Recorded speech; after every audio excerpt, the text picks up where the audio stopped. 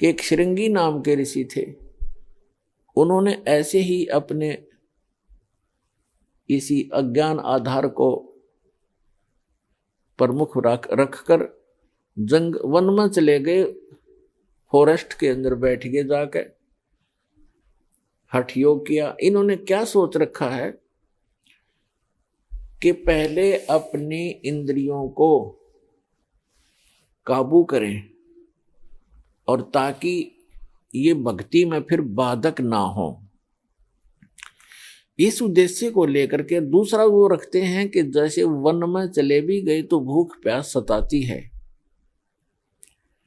उसके लिए ये महापुरुष क्या करते हैं कि खेचरी मुद्रा का प्रयोग किया करते थे। खेचरी मुद्रा, जैसे कई पंथ हैं, जैसे ये अंसा देश वाले तो इससे पे गाटा जोड़ रहे हैं। खेचरी मुद्रा, जीभ को उलटकर तालू पर लगा ले और कान बंद करके ये नाद क्रिया, ये तो बालकों के खिलौने हैं। इस मन कल्पित ये अपना एक ड्रामा है, इस जीवन को नष्ट करने का। तो इसी आधार से श्रृंगी ऋषि ने अमृत क्रिया को सिद्ध किया। जैसा कि ये संत बताते हैं, ये तो इनको तो कख भी पता नहीं अमृत क्रिया क्या होती है। तालू का जीभ लगा लो ऐसे मोड़ कर, और कहते हैं फिर तालू से अमृत टपकेगा। ये तो लाल टपके हैं, अमृत थोड़ा टपकेगा इससे, बकवाद करें। ये एक ऐसी क्रिया है जैसे जीभा को वापस मोड़ेंगे और तालू के लगाने की हम चेष्टा करेंगे तो हमारी नाड़ियां कसती हैं जो जीभा से और मस्तिष्क से संबंधित है। हमारे इस शरीर के अंदर इस तालू के ऊपर, ये जो तालू है लटक रहा है हमारे, इसके ऊपर एक थोड़ा सा स्थान है, वो कम प्लेस है, और उसके अंदर एक अमृत भरा रहता है सदा। और वो अमृत वहां से सीधा चल के नीचे जाता है नाभि के पास, ऑटोमेटिक चल रहा है वो। और उसको एक कुंडलनी शक्ति है, कुंडलनी शक्ति बोल रहे हैं, नागिनी कहा संतों ने। उसकी 2 जिह्वा हैं सर्प जैसी, और वो उस अमृत को वो पीती रहती है, शरीर में नहीं जा पाता, वो चूस करके नष्ट कर देती है। उसके अंदर एक ऐसी क्रिया है। तो फिर क्या होता है, जब हम श्वास क्रिया को अभ्यास करते हैं श्वास का, और वो श्वास के साथ ऐसे खड़ी है, ऐसे उसका नाभि के जहां वो अमृत टपकता है ऊपर से जाकर नाभि के पास, उसका मुंह बिल्कुल उसके ऊपर है ऐसे। और जब हम श्वास क्रिया का अभ्यास करेंगे, उस श्वास क्रिया से उसका मुंह ऐसे नीचे को हो जाएगा,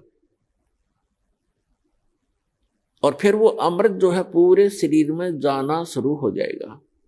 श्वास क्रिया से तो उसका मुंह टेढ़ा होगा, ऐसे नहीं रहेगा ऊपर को, वो ऐसे मुड़ जाएगा नीचे को। जो ऐसे टपक रहा था अमृत, उसको वो खा रही थी, फिर वो ऐसे हो जाएगी, उस पे उसके मुंह पे नहीं जाएगा। ये तो श्वास क्रिया का लाभ मिलेगा। और फिर जो हम तालू पर जिह्वा लगाने की चेष्टा करते हैं, उससे क्या होगा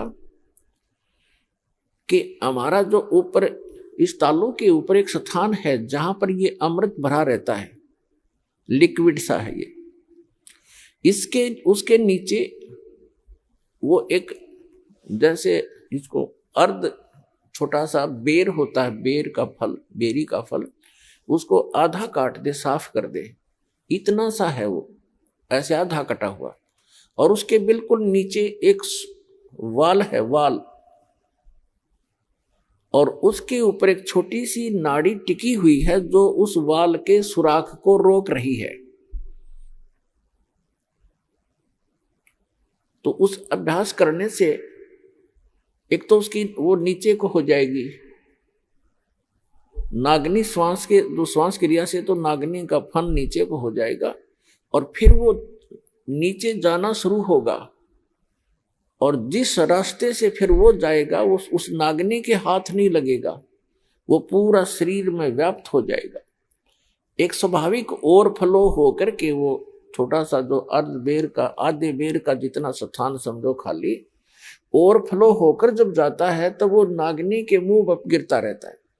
तो अब वो चाहे उस सुराख से जाएगा और चाहे वैसे ऊपर के ओवरफ्लो होकर जाएगा, तो उस कुंडलनी जो नागनी है उसके नाभि के चारों तरफ, नाभि के पास हमारी सभी पूरे शरीर की नाड़ियां इकट्ठी हो जाती हैं। उनका एक ऐसा बंध है वहां पर, उसके ऊपर वो ऐसे लपेटी हुई है जैसे आपने देखा हो वृक्ष के ऊपर बेल होती है पीली सी, तो ऐसे वो लपेटा लगाए रहती है, उसको नाड़ियों में नहीं जाने देती और ऊपर से जो आता उसको स्वयं चूस लेती है। तो फिर वो नाड़ियों की जकड़ ढीली कर देती है, वो अपने आप मुरझा जाती है, क्योंकि उसको श्वास की क्रिया से वो बंद हो जाती है।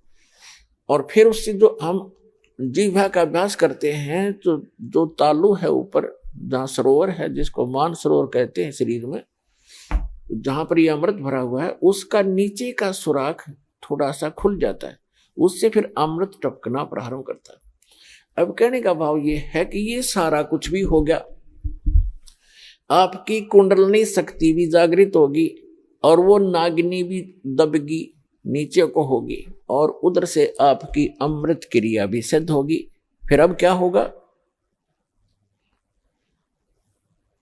उससे क्या होता है कि शरीर के अंदर ज्यादा भोजन आहार की आवश्यकता नहीं रहती। शरीर बगैर खाए भी वर्षों तक रह सकता है, और भक्ति से ही मिली नहीं तो 1-1 लाख वर्ष तक बैठ कर चले गए, फिर गधे की योनि पाई। इन क्रियाओं से क्या लाभ हुआ? जैसे खेत संवार लिया, बा दिया, घास उसका अड़ंगा खत्म कर दिया और बीज बोया नहीं, बीज है नहीं, गेहूं के स्थान पर भांग बोली, यानी सतमंत्र न जाप करके अन्य मंत्रों का जाप कर दिया, वो भांग बो दी। तो भांग जीवन रक्षक नहीं है, जीवन नाशक है। तो अन्य मंत्रों से सिद्धियां आ गई इन ऋषि महर्षियों के पास, जो इनके जीवन की नाशक बन गई।